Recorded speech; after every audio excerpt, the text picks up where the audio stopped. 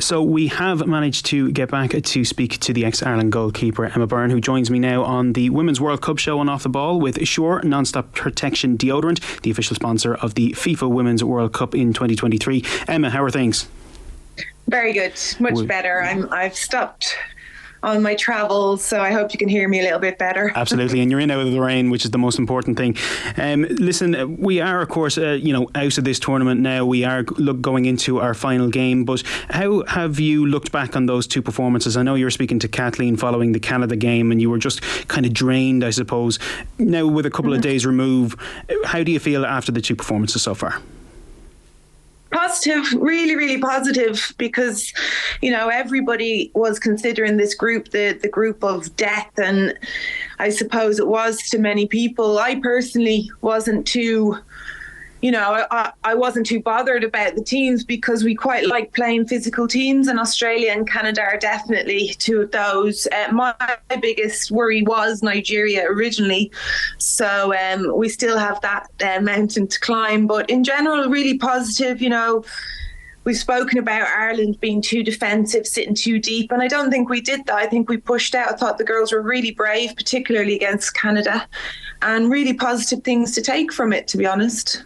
Yeah, so you picked out the Nigeria game beforehand, and I suppose an awful lot of people would have thought that maybe that would have been our easier game coming in, but they certainly showed against Australia that they know how to hit the back of the net. They certainly know their way to goal. What is it about Nigeria that we should be looking out for? What are their danger areas?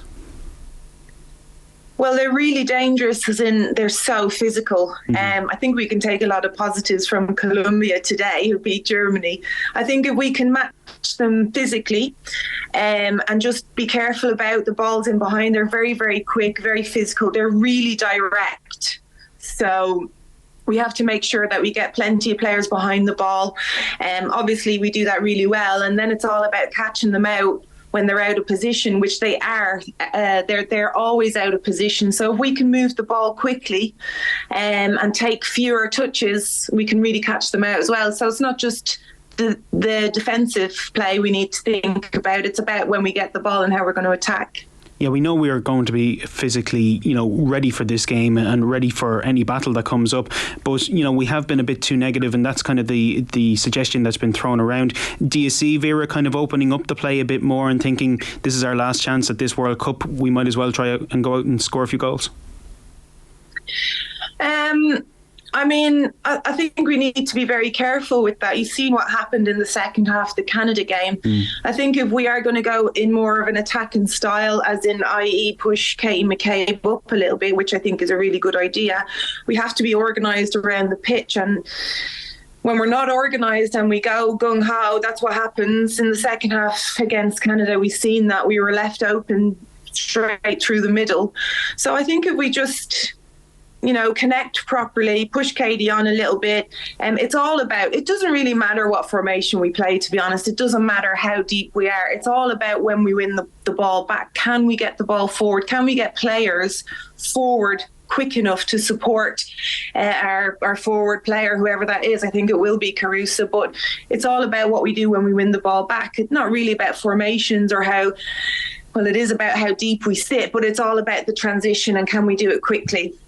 A lot of people are saying that, this is our last opportunity. It might be a good way for Vera to get some players that haven't gotten the game time onto the field against Nigeria. I know Kathleen was on our show yesterday and she was very much saying, no, actually the win has to be the priority here. And if that means sticking with, the tried and tested, that's the way that they should go. Would you give players the opportunity? Because we know there's a little bit of a rumble in the camp at the minute.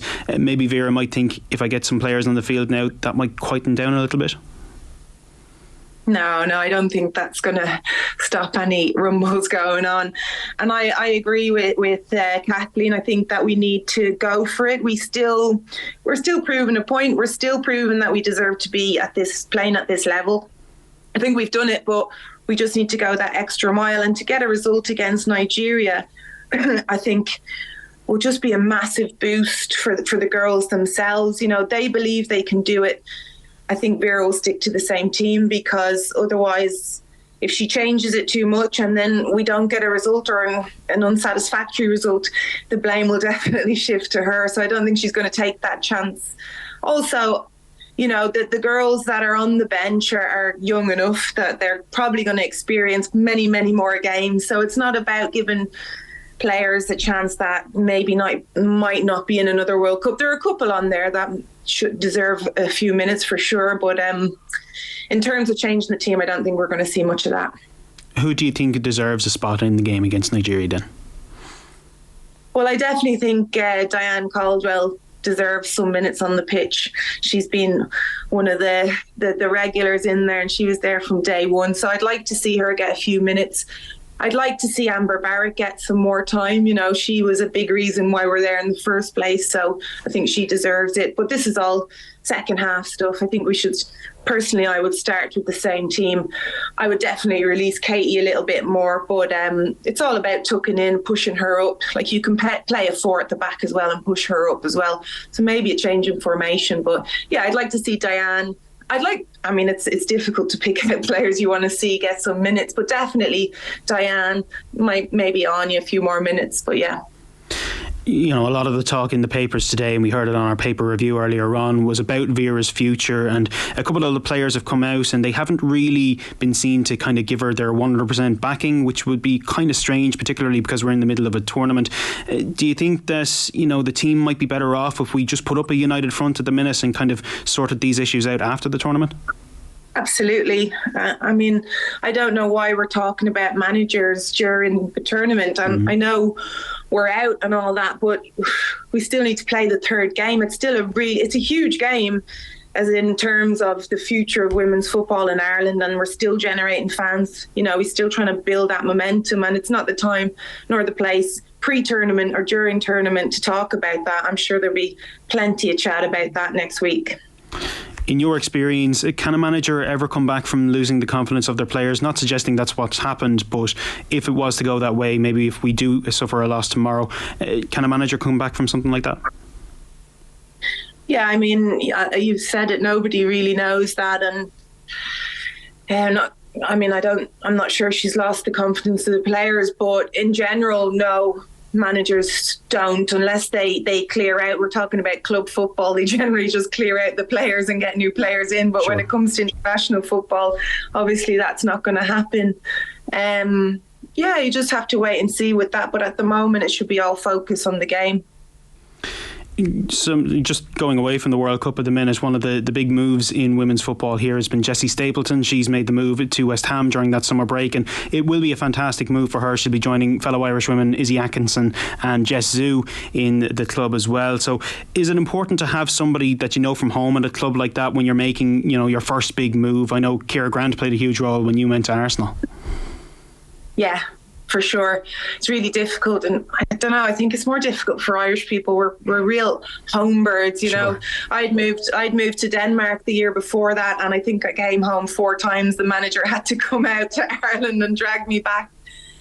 I think it's really important to have people there to, the Irish, we like to stick together, and the fact that the 2 girls are out there already will be a massive bonus. And it's great to see. I would encourage young players to go abroad. I really would, and that's no disrespect to the league at home, but it's just a massive thing to go in full time and train with those standard of players day in, day out. It's really going to help us in the national team as well. So huge advocate for that. And yeah, it's a great move for her. I heard she's a brilliant player. Lots of people have been telling me about her, so I'm looking forward to see her. Yeah, Jessie, somebody I've kept an eye on in the WNL here as well. She's not involved in Australia at the minute, but do you think that any of Ireland's performers over there, a couple of them are still looking for clubs, will we see any moves for the likes of Louise Quinn, Abby Larkin? Will teams be looking at them during their performances and say, yeah, we should have those in our club? Yeah, for sure. We've definitely proven that we have players that can play at the highest level. I'm interested to know what Courtney Brosnan will do now that there's a sign that Emily Ramsey's gone to Everton. So I'm just thinking what's going to happen there. She definitely should be playing, Courtney Brosnan. And then, all eyes are on the World Cup. This is why I'm so happy that fact that Ireland have qualified, because these players deserve to be seen at that level. And it's really difficult if you're not in these big tournaments to be seen or to be recognised as a top player. So yeah, there's lots of girls there that deserve to be picked up, and they will be for sure. And, you know, Louise Quinn is top centre half, and she's one of the best in the air. Like, you'd be crazy not to sign her just for set pieces alone.